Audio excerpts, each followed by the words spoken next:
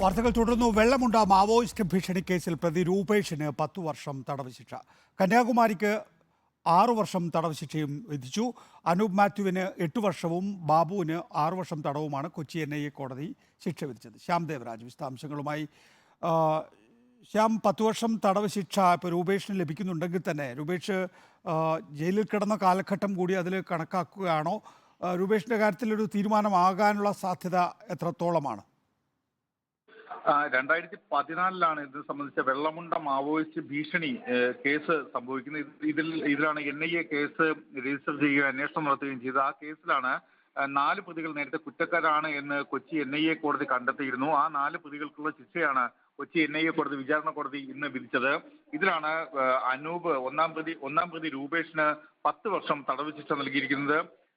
മറ്റു പ്രതികളായ കന്യാകുമാരിക്ക് 6 വർഷം തടവ് ശിക്ഷയാണ് വിചാരണ കോടതി നൽകിയത്. മാത്രമല്ല അനൂപ് മാത്യുവിന് 8 വർഷവും ബാബു എബ്രഹാമിന് 6 വർഷവും തടവ് ശിക്ഷ അനുഭവിക്കണമെന്നും കൊച്ചി NIA കോടതി വ്യക്തമാക്കുകയും ചെയ്തിട്ടുണ്ട്. നേരത്തെ രൂപേഷിനെതിരെയും കന്യാകുമാരിക്കെതിരെയും ആയുധ നിയമവും ഗൂഢാലോചന കുറ്റങ്ങളും ഉൾപ്പെടെയുള്ളവ നിലനിൽക്കും എന്ന കാര്യം വിചാരണ കോടതി വ്യക്തമാക്കിയിരുന്നു. ഒപ്പം ഇവർക്കെതിരെ UAP ഉൾപ്പെടെയുള്ള കുറ്റങ്ങളും ചുമത്തിയിരുന്നു. ഈ വിധിയുടെ വിശദാംശങ്ങൾ ഈ രീതിയിലാണ് പുറത്തുവിടുന്നത്. കൂടുതൽ വിശദാംശങ്ങൾ പുറത്തു വരുമ്പോഴാണ് ഈ നേരത്തെ റിമാൻഡ് കാലയളവിലെ ജയിലിൽ കിടന്നത് ശിക്ഷാവിധിയായി പരിഗണിക്കുമോ എന്ന കാര്യത്തിൽ വ്യക്തത വരികയുള്ളൂ. എന്തായാലും വെള്ളമുണ്ട മാവോയിസ്റ്റ് ഭീഷണി കേസിൽ പ്രത്യേകിച്ചും വെള്ളമുണ്ടയിലെ സിവിൽ പോലീസ് ഓഫീസറായിരുന്ന പ്രമോദിന്റെ വീട്ടിൽ കയറി അമ്മയെ ഭീഷണിപ്പെടുത്തിയ കേസിലാണ് NIA കേസെടുത്ത് അന്വേഷണം നടത്തിയിരുന്നത്.